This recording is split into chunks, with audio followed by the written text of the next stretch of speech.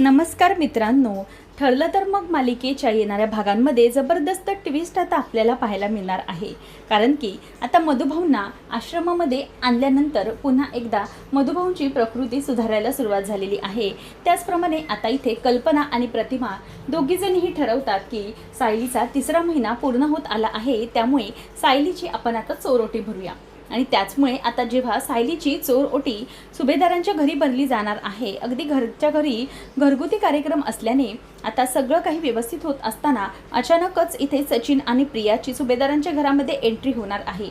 त्यामुळे आता दोघंही मिळून कशाप्रकारे सायलीचा तो प्रोग्राम हाणून पाडण्याचा प्रयत्न करतायत. आणि त्याचबरोबर आता बरोबर सायलीच्या बरोबरीने गुड न्यूज सांगणाऱ्या प्रियाची आता कशी फजिती होणार आहे, कल्पना तिला अगदी लात मारून हकलून लावणार आहे, सगळं आपल्याला आजच्या या भागामध्ये पाहायला मिळेल. चला तर मग व्हिडिओला सुरुवात करूया. आत्तापर्यंत आपण मालिकेमध्ये पाहिलं होतं की सायली ही किती काही झालं तरीही आपल्या मदतीने म्हणजे सगळ्या बाबतीत मधुभाऊंच्या बाबतीत अगदी आशा धरून आहे की लवकरच मधुभाऊ बरे होतील. आणि त्यासाठीच मधुभाऊंना त्याने आता घरी बोलवलेलं आहे. आणि मधुभाऊंना घरी बोलवल्यानंतर आश्रमामध्ये सगळं वातावरण अगदी हस्तखेळतं झालं आहे, कारण की मधुभाऊ आल्यामुळे सगळं काही आनंदाचं वातावरण निर्माण झालं आहे. आणि सायलीनेही तिथे आश्रमात मधुभाऊंसाठी थांबण्याचा निर्णय घेतला आहे. आणि सायलीला आनंद झालेला हा कित्येक पटीने मोठा असतो, परंतु सायलीला जी लहानपणीची तन्वी दिसत असते ती तिच्यासमोर सारखी येत असल्याने सायलीला एक वेगळाच प्रकारचा आनंद होतो. म्हणजे किती काही झालं तरीही एक तिला गोष्ट लक्षात येते, ते म्हणजे की आपल्याला ही मुलगी सतत दिसते आणि ती मुलगी मधुभाऊंबरोबर आहे, म्हणजे नक्कीच तिचं काहीतरी कनेक्शन आहे. कारण की जर ती मधुभाऊंबरोबर नसती तर नक्कीच काही झालं नसतं. मग आता मधुभाऊ तिला लहानपणीचे भरवतायत, सगळ्या गोष्टी अशा सायलीला समोर दिसत असतात. त्यामुळे तिला तो अगदी खूपच वेगळा अनुभव वाटत असतो. ही मुलगी मधुभाऊंबरोबर कशी असा प्रश्न तिला कायम पडलेला असतो. आणि त्याचमुळे हे जे सगळं काही होत असतं त्या सगळ्या गोष्टी आता तिच्या परीने चालू असतात. परंतु सायली एकच गोष्ट ठरवते, ते म्हणजे काही झालं तरीही मला या सगळ्यामधून बाहेर पडायचं आहे. मला नक्की ह्या मुलीचा आणि माझा संबंध काय हे बघायचं आहे. आणि म्हणून सायली त्या मुलीच्याच दृष्टीने बघत असते. परंतु इथे आता हे सगळं होत असताना अचानकच घरी म्हणजेच कल्पनाचं आणि ठरतं. तेव्हा कल्पना आणि अस्मिता दोघीजणही ठरवतात की सायलीचा आता 3रा महिना पूर्ण होतोय, त्यामुळे चोरोटी भरण्याचा कार्यक्रम केलाच पाहिजे. तेव्हा मग आता लगेचच कल्पना ही प्रतिमाला फोन लावून तिच्याशी बोलून घेते आणि तिला म्हणते की प्रतिमा, अगं चोर ओटी भरण्याचा कार्यक्रम आहे ना. तेव्हा मग प्रतिमा म्हणते की हो अगं, तो तर आपण करूया. आणि हो, मी पण येते तिथे बरं का, कारण माहेरची ओटी असली पाहिजे ना, मग मी ती ओटी घेऊन येणार म्हणजे नक्की. तेव्हा हे ऐकल्यानंतर कल्पना बोलते की हो चालेल. आणि घरामध्ये सगळं वातावरण अगदी आनंदाचं असतं. अश्विन म्हणतो की मधुभाऊंची तब्येत कशी आहे, म्हणजे सगळं काही ठीक तर आहे ना तिकडे.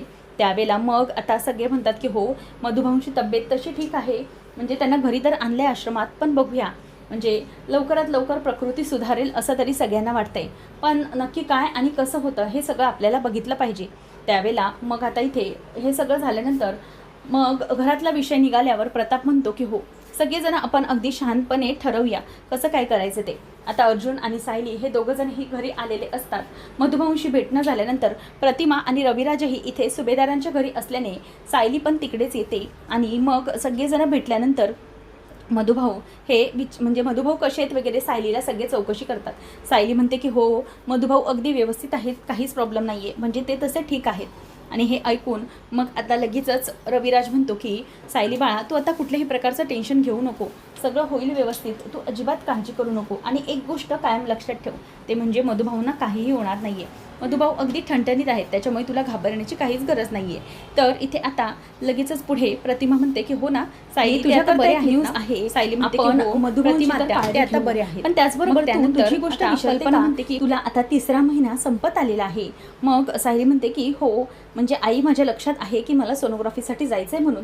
तेव्हा ती म्हणते की अगं वेडाबाई, मी सोनोग्राफीचं बोलतच नाही आहे, मी बोलते ते म्हणजे तुझ्या चोरोटीचं. आताच प्रतिमा आणि माझं बोलणं झालं आहे की तुझ्या चोरोटीचा कार्यक्रम आपण करूया. आणि हो तयारी झाली आहे, तुला काहीच काळजीची गरज नाही आहे, सगळं काही होईल, उद्याच्या दिवसामध्ये होईल. आपण एक काम करूया, उद्या एक ना छानच मुहूर्त आहे, आपण उद्याच तुझं ओटी भरण करून घेऊया.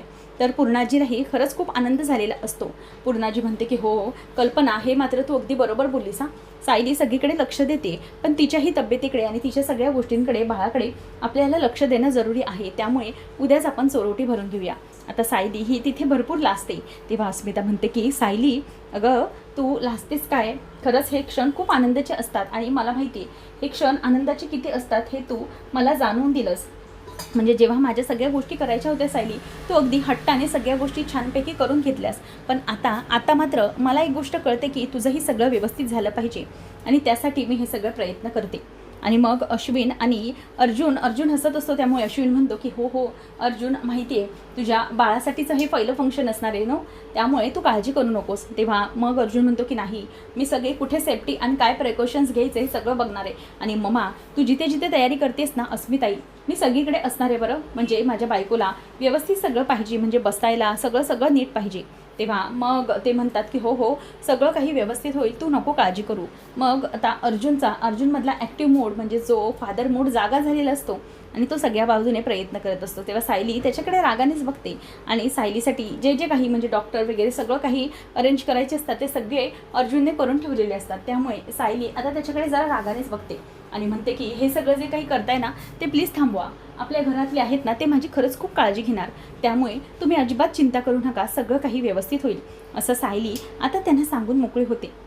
त्यानंतर मग आता अर्जुन आणि सायली यांच्यामध्ये बोलणं सुरू होत असतं. तेव्हा सायली अर्जुनला सांगायला जाते, अर्जुन मला तुम्हाला ना काहीतरी सांगायचं आहे. तेव्हा अर्जुन म्हणतो की हो बोल ना बायको, नक्की काय बोलायचं होतं तुला, कशाबद्दल? तेव्हा मग सायली म्हणते की मला तुम्हाला एकच बोलायचं होतं, ते म्हणजे की ना मी आश्रमात असताना ना मला काहीतरी वेगळंच जाणवलं.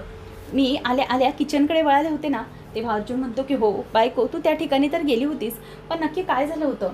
तेव्हा मग आता तो म्हणतो की बायको, अगं तू जिथे जात होतीस ना त्या ठिकाणी मी तुला बघितलं, पण मला कुसुमताई म्हणाली की तुझी पावलं ही किचनकडे वळणारच. त्यामुळे मग ती त्याला सांगायला जात असते की तसं नाही, मला ना त्या ठिकाणी एक मुलगी दिसत होती आणि मला असं वाटत होतं ना की ती लहानपणीची तन्वी आहे म्हणून.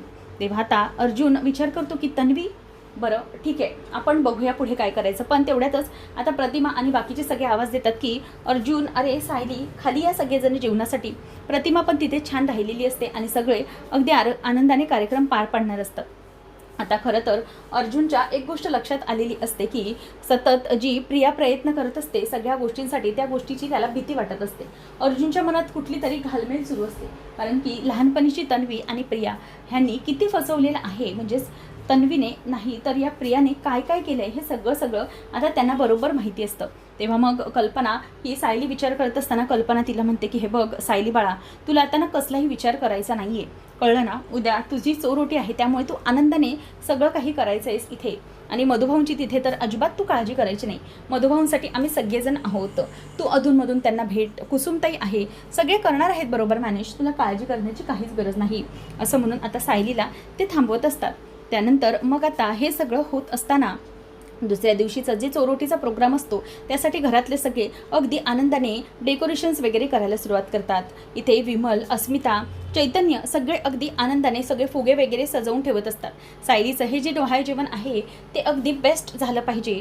आणि मग चैतन्य म्हणतो की अरे काका, आपल्याला तर हे वाटतंय की ना हे चक्क डोहाळे जेवण नाही तर हे ओटीभरण नाही तर चक्क डोहाळे जेवणसारखं वाटतंय. तेव्हा प्रतिमा आणि कल्पना दोघी हसायला लागतात आणि म्हणतात की हो ना, किती डेकोरेशन करून ठेवलं या मुलांनी, खरंच मला ना यांचं हसायलाच येते. कल्पना म्हणते की म्हणजे अर्जुनच्या वेळेला तर माझं हे असं डोहाळे जेवण म्हणजे डोहाळे जेवणच असं केलं होतं, सोरोटी वगैरे आईने अगदी गुपचूप भरली होती. तेव्हा मग कल्पना आणि प्रतिमा दोघी म्हणतात की अरे इतकं गाजावाजा करू नका रे, इतकं सगळं. तेव्हा मग सगळे म्हणतात की हो, अर्जुनचं बाळ आहे म्हटल्यावरती त्याचं सेलिब्रेशन तर दणक्यात झालं पाहिजे, चोर ओटी जी भरतायत ती पण डोहाळे जेवणासारखीच झाली पाहिजे असं म्हणून आता सगळेजण त्यांच्या बाळाचं कौतुक करायला असतात. तेवढ्यातच आता सायली ही खाली यायला येते आणि ती खाली आल्याबरोबर तिच्या अंगावरती मस्तपैकी लाल गुलाबाच्या पाकळ्यांचा पुष्पवर्षा होतो आणि तो पाहून सगळेजण अगदी खूप खुश होत असतात. सायली म्हणत असते की वाव, हे सगळं काय केलं तुम्ही सगळ्यांनी? मग सगळे म्हणतात की कसं वाटलं तुला सरप्राईज? तेव्हा मग सायली म्हणते की हो, खरंच खूप छान वाटलं मला सरप्राईज. तेव्हा मग अर्जुन तिच्याकडे बघतो आणि म्हणतो की बायको, बघतेस काय, सगळं काही व्यवस्थित झाले आणि मी आहे ना इथे, त्यामुळे कुठल्याही प्रकारचा प्रॉब्लेम होणार नाही बरं. तेव्हा मग लगेचच अर्जुन म्हणतो की तू इथे बसायचे गपचूप, सगळेजण जे काही करणार आहेत ना ते करून घ्यायचे. तर इथे दुसरीकडे ओटी भरण्यासाठी सायली बसलेली आहे आणि तेवढ्यातच आता सचिनने एक मोठी खेळी खेळली. सचिनने वकिलाला बोलावून प्रियाला जेलमधून बाहेर काढण्याचा प्रयत्न करायला सुरुवात केली. प्रिया हे काही तासातच इथून बाहेर पडली पाहिजे हे सगळं त्याने आता बघितलेलं आहे. तेवढ्यातच आता इथे सचिनचे जे सगळे प्रयत्न असतात ते प्रयत्न हे एका वकिलामार्फत अर्जुनपर्यंत पोचलेले असतात. म्हणजे सचिन जे काही करण्याचा प्रयत्न करत आहे ते सगळं अर्जुनला समजतं आणि अर्जुन ठरवतो की आता काही झालं ना तरीही या माणसाला मी शांत बसू देणार नाही. परंतु इतक्या लवकर प्रिया ही सुटून बाहेर येईल हे देखील त्याला माहीत नसतं. म्हणूनच आता अर्जुन ठरवतो की काही झालं तरीही या माणसाला आता मी सोडणार नाही. सचिनच्या जोडीनेच आता अर्जुन हा ठरवतो की काही झालं तरीही या सचिनचे हेतू कोणतेही पूर्ण होऊ देणार नाही. सचिन तिकडून हालचाल करण्याचा प्रयत्न करतो परंतु त्याला घरातून कोणीही हलू देत नाही, कारण की त्याला काहीही करून त्याच्या मनसुब्यांना पूर्ण होऊ द्यायचं नसतं. आता हे सगळं होत असताना अर्जुनला असं खरं तर वाटत असतं मनातून की जावं आणि त्या सचिनच्या जोरात कानफाडात लगावून द्यावा, पण त्याच्या हातामध्ये वेळ नसतो, कारण की सायलीच्या चोर ओटीच्या वेळेला त्यालाही तिथे थांबायचं असतं, सगळं सायलीचं बघायचं असतं आणि त्यामुळे तो तिथून अजिबात हलायला तयार नसतो. तर इथे सचिनने त्याचं काम पूर्ण केलेलं असतं. तो वकिलांना घेऊन जामिनाचे जे काही प्रियाचे पेपर्स असतात ते म्हणजे तिला सोडवलेलं असतं आणि तिला आता तो सुभेदारांच्या घरी घेऊन जायचं असा प्लॅन असतो. मग इकडे सुभेदारांच्या घरी जो काही प्रोग्राम आहे त्या प्रोग्रामबद्दल तर अजून काही तिला माहीत नसतं, परंतु ती ठरवते की आपण आता जायचं आणि सगळा बॉम्ब फोडायचा. सचिन म्हणतो की हो, मला तर किती काही झालं तरी त्यांचे चेहरे बघण्याची जाम इच्छा झालेली आहे. त्यामुळे मग आता बाहेर ही पडते आणि त्याच वेळेला मुद्दामच प्रिया ही तिथे सुभेदारांकडे फोन करायला जाणार, परंतु सुभेदारांचा फोन हा खरं तर सगळे बिझी असल्यामुळे कोणी त्याच्याकडे लक्ष देत नसतं, सगळे कार्यक्रमामध्ये बिझी असतात. तर इथे सायलीला पूर्णाजी ही आनंदाने अगदी भरवत असते, त्याचप्रमाणे पूर्णाजीला सायली पण भरवायला लागते आणि दोघे एकमेकांना भरवत असतात. सगळेजण त्या कार्यक्रमामध्ये अगदी बिझी असतात. तेवढ्यातच आता इथे सायलीला तिचं आवडीचं भरवल्यानंतर घरामध्ये सुभेदारांच्या इथे चक्क सचिनने एंट्री केलेली आहे. आणि सचिनने एंट्री केल्याबरोबर म्हणतो की वा, म्हणजे काय भारी कार्यक्रम सुरू आहे तुमचा, म्हणजे एकदम भरत मिलाप टाईप कार्यक्रम सुरू आहे. पण हो, एक गोष्ट कायम लक्षात ठेवा, ते म्हणजे किती काही झालं तरीही या सगळ्या गोष्टी या न संपणाऱ्या आहेत, म्हणजे तुमचा हा कार्यक्रम अपूर्ण राहणार आहे एका व्यक्तीशिवाय. तेव्हा आता सायली चिडते आणि म्हणते की सचिन भाऊजी, लांब व्हायचं, अजिबात पुढे यायचं नाही. आमच्या या कार्यक्रमाला तुमचं कुठल्याही प्रकारचं गालबोट लागायला नको. अर्जुन पण त्याला ढकलतच मागे करतो. तेवढ्यातच आता त्याला ढकलल्यानंतर समोरून प्रिया चालत येते. आता प्रियाला पाहिल्यावरती सगळेजण अगदी थक्क होतात की ही कशी काय आली आणि हिला येऊ कसं दिलं. तेव्हा प्रिया आता सगळ्यांकडे विचार करत टाळ्या वाजवत बघते आणि म्हणते की वा, म्हणजे तुम्हाला असं वाटत होतं की मी येणार नाही का, आणि तुम्ही हे काय करताय. सायलीची चोरोटी, आता तिथे जे काही लिहिलेलं असतं चोरोटी समारंभ, तेव्हा मग ती म्हणते की बा, म्हणजे हे बरं तुम्हा सुभेदारांना जमतं, तुम्ही भेदभाव करत नाही ना सुनांमध्ये, मग तुम्ही या सायलीची चोरोटी भरताय तर तिची चोरोटी भरायच्या बरोबर तुम्ही माझीही चोरोटी कशी नाही भरत आहे. तेव्हा सायली म्हणते की हे बघ, तू गप्प बसायचं प्रिया, अजिबात पुढे येण्याचा प्रयत्न करायचं नाही, समजलं. अगं चोरोटी कोणाची भरतात हे तुला माहीत आहे का, उगीच कशाला काही बडबडते. तेव्हा ती म्हणते की हो सायली, मला अगदी बरोबर माहीत आहे चोर ओटी कोणाची भरतात ते. चोर ओटी भरतात ते म्हणजे एका मुलीची, आणि जी गरोदर असते, आणि मी ही 3 महिन्याची गरोदर आहे हे ऐकल्यावरती आता इथे सगळ्यांना धक्का बसतो आणि कल्पना म्हणते की तू काय बडबडतेस. तेव्हा मग प्रिया म्हणते की हो, मी जे बोलायचं तेच बोलते, ही जी ओटी आहे ना तुम्ही माझी भरा, असं म्हणून ती ते ओटीचं ताट असतं ते स्वतः हातात धरते आणि ते कल्पनाकडे देते, तुम्ही माझी ओटी भरा, पिंच्या होणाऱ्या बाळाची आई आहे. मग आता हे ऐकून सगळेजण धक्क्यात जातात. तेव्हा मग कल्पना म्हणते की तुझ्यावरती आमचा अजिबातच विश्वास नाही आहे, हे सगळं जे काही तुझं चालू आहे ना आत्ताच्या इथे थांबव आणि इथून गपचूप निघून जायचं, समजलं. अजिबात आमच्या कार्यक्रमात व्यत्यय आणायचं नाही. हे जे काही चाललेलं आहे हे माझ्या सायलीसाठी चाललंय आणि तीच माझी सून आहे, तू माझी कोणी नाही आणि तुझा मी सून म्हणून स्वीकार करत नाही. कारण की जर तुझ्या पोटी जन्माला येणारं बाळ असेल ना तर ते तुझ्यासारखंच असू शकतं, कारण की तुझे रक्त असेल ते, त्यामुळे तुझ्यासारख्या मुलीला आम्हाला इथे उभंच करायचं नाही आहे. असं म्हणून आता प्रियाला चक्क इथे सुभेदारांनी हकलवलंय आणि अर्जुनने पोलिसांना घेऊन पुन्हा एकदा प्रियाला जेलमध्ये डांबण्याचं ठरवलं आहे.